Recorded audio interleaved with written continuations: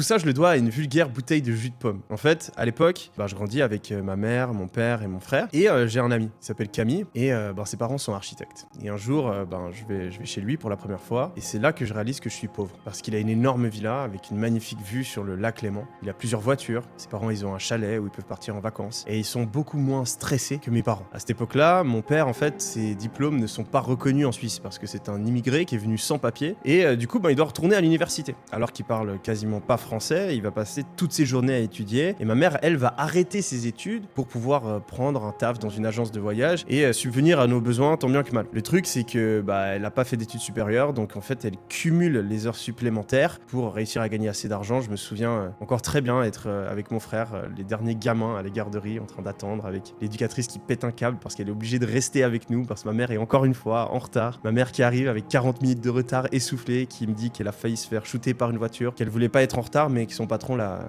obligé à rester plus longtemps. Et en fait, potes, ils travaillent beaucoup moins. Ils sont pas plus intelligents que mes parents, mais leur famille est beaucoup plus riche. Et en fait, le pire, c'est que ce qui va vraiment me faire péter un câble à ce moment-là, c'est que une fois, je me souviens ouvrir leur frigo et je vois qu'ils ont plein de bouteilles de jus de pomme pétillant. Et moi, j'adore ça. Et donc, je fais que en boire. Et après, je rentre chez ma mère et je lui demande si on peut acheter le même jus de pomme. Et ma mère, elle me dit non, c'est trop cher. Elle me dit, mais attends, eux, ils peuvent avoir 3 voitures et nous, on peut même pas avoir le même jus de pomme qu'eux, quoi. Et c'est à ce moment-là que j'ai un déclic. Je me dis, putain, Yumi, il faut que tu fasses tout ce qui est en ton pouvoir pour devenir riche. Tu peux pas vivre ta vie comme ça dans la pauvreté. Tu dois transformer ta vie. Tu dois transformer la vie de ton frère, de tes parents. Et tu dois avoir les thunes pour donner une vie incroyable à tes enfants. À ce moment-là, j'ai genre 5-6 ans. Donc, évidemment, je me dis que pour devenir riche, il faut que je fasse joueur de foot professionnel. Et c'est ce que je vais faire très sérieusement pendant toute mon enfance. Je vais rentrer des cours, passer des après-midi entières à m'entraîner.